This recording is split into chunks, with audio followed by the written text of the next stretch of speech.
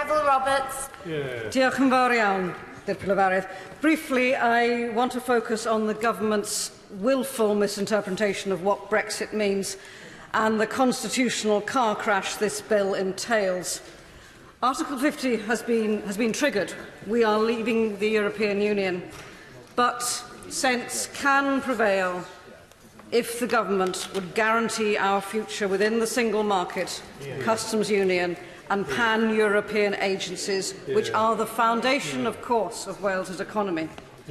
Stating that we can have these advantages by another name is self-deluding. The benefits of continuing our membership of the customs union and single market are well rehearsed, but they warrant an abridged version because these guide my party's principles. Wales's export-led economy is reliant on European markets, where 67% of our products find their final destination. Wales is a net beneficiary of European funding to the tune of £245 million. All in all, 200,000 Welsh jobs are inextricably, crucially, vulnerably linked with these great institutions of European economic cooperation. For the sake of argument, let's assume that the dozens of economists, experts and I are scaremongering.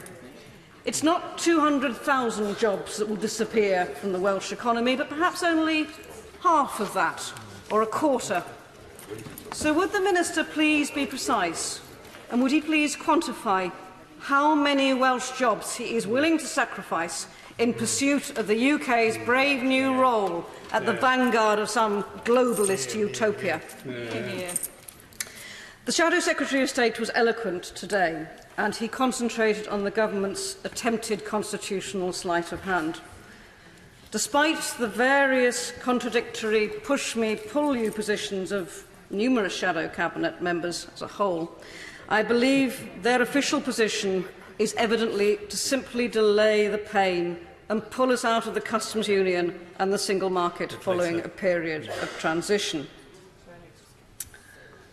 Beyond the single market and customs union, there are upwards of 40 pan-European agencies that form the basis of our international relations across a range of policy areas.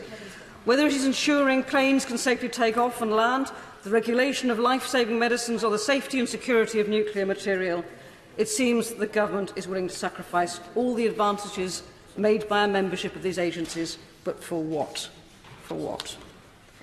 We are now staring down the barrel of an extreme Brexit gun, and the truth is that the two Westminster parties have their fingers on the trigger together. Now, my party exists to serve the people of Wales, and that is why I felt it important to re-emphasise what the consequences are for Wales particularly.